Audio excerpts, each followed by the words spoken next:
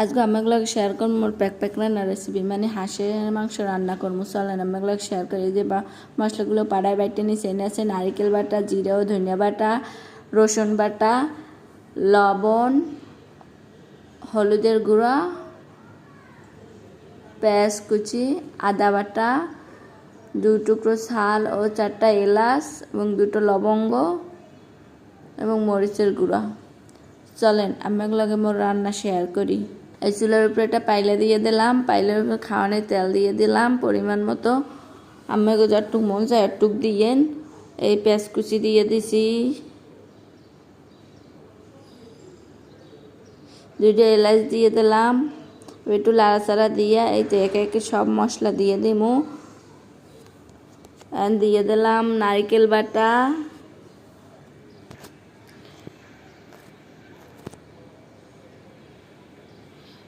ধনিয়া ও জিরা বাটা দিয়ে দিলাম,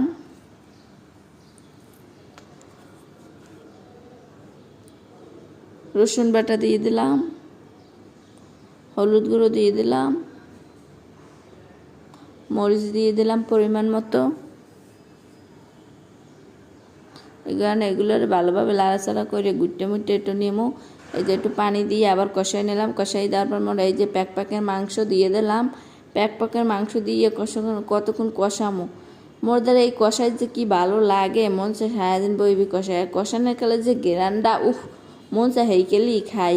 কি আর হর মতো কাঁচা খাওন তো আর যাইবে না, তাই ভালো করে কষাইটা সেলে হইলাম। এই যাও আমার যতক্ষণ মন চায়, আমার যত শক্তি আছে খালি লাড়তেই থাকবো যেন আবার পুড়ে টুড়ে না যায়। পুড়ে গেলে আবার জামাই কইবি কি যে রাঁধছো।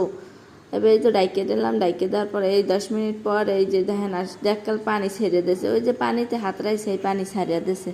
যাই হোক পানি ছাড়িয়ে দিয়েছে, এই পানিটা টানাইয়া এরপর একাল ভালো করে কষাইয়া আমি পানি দিয়ে দেবো। আর এই যে কলজাটারে দিয়ে দিলাম। কলজাটা আগে দিই নাই, আবার ভাঙ্গি ছুটে যাইবে। এই আদা ও লবণ দিয়ে দিলাম, দিয়ে একটু আবার লাড়াচাড়া দিয়া এখন পানি দিয়ে দেব। এই তো পরিমাণ মতো পানি দিয়ে দিলাম যেন আঁশটা হাতড়তে পারে আবার। যাই হোক এখন এই 3টে অবশেষে কাঁচামরিচ দিয়ে দিলাম। কাঁচামরিচ দিয়ে আবার একটু লাড়াচাড়া মারিয়ে এখন আবার পানি দিয়ে আবার ডাইকে রাখবো কতক্ষণ হয়।